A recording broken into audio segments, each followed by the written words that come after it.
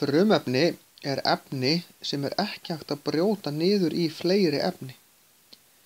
Þegar við erum að greina hvort efni sé frumefni þá erum við ofta að greina hvort það er frumefni eða efnasamband eða jafnvel efnablanda. Þá eru frumefni og efnasambönd með efnaformúlu og ber efnafræðileg heiti. Til þess að þekkja efnafræði heitin þá er nóg að fletta upp í lotukerfinu og sjá hvort að viðkomandi efni er þar. Nú ef það er þar þá er það frumefni. Ef það hins vegar ber efnafræði formúlu þá er nóg að athuga hvað eru margir stóri stafir í efnaformúlunni.